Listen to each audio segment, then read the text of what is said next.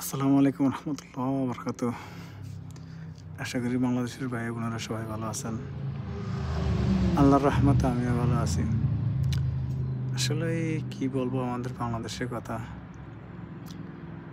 আমরা জনগণই ভালো না। কারণটা কি জানেন? আজকে ডক্টর ইউনূস স্যারের কথা বারবার মনে পড়ে। কারণটা হলো তাকে বিশ্বে যারা চিনে তারা বোঝে সে কি।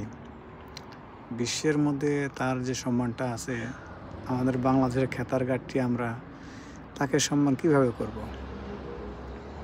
কারণটা হলো মুরগি চোর, সাইকেল চোর, মানিব্যাগ চোরকে আমরা পিটিয়ে গাছের মধ্যে পিটিয়ে মেরে ফেলি।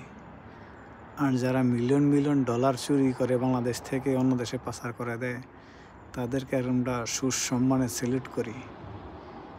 কারণ যারা আমাদের বাংলাদেশকে আজ কত বছর হয়ে গেছে, দেশ স্বাধীন হয়েছে ৭১-এর পরে, দেশকে এগিয়ে নিয়ে যেতে পারে না, তারা আর কী করবে? বিএনপি হোক, আওয়ামী লীগ হোক, যে কোনো দলই আসুক, যা দেখতেছি শুধু চুরিই করতেছে। আমাদের এই বাপ দাদার আমল থেকে শুনে আসতেছি দেশ দুর্নীতি দেশ, দুর্নীতি দেশ, দুর্নীতি দেশ, দুর্নীতি দেশ।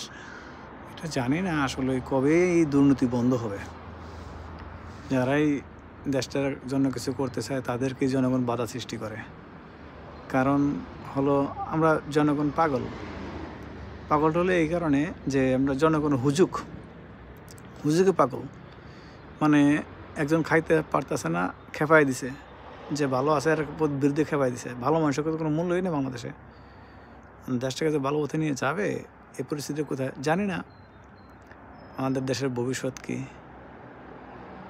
আল্লাহ তাআলার কাছে দোয়া করি সবার হেদায়েত দান করুক। আমরা কোনো আইন মানি না, বিশৃঙ্খলা করি সবসময়। আরে ভাই, বিভিন্ন দেশেও তো আন্দোলন হয়, আমাদের বাংলাদেশের মতো না তো যে কর্মস্থানগুলো বন্ধ করে দেয়। এখন বাংলাদেশের সব কর্মস্থান বন্ধ করে দেয়, রাস্তাঘাট বন্ধ করে দেয়, গাড়ি করে আগুন ধরে দেয়। চুরি, ডাকাতি, ধর্ষণ হইতে আসছে, কোনো বিচার নাই।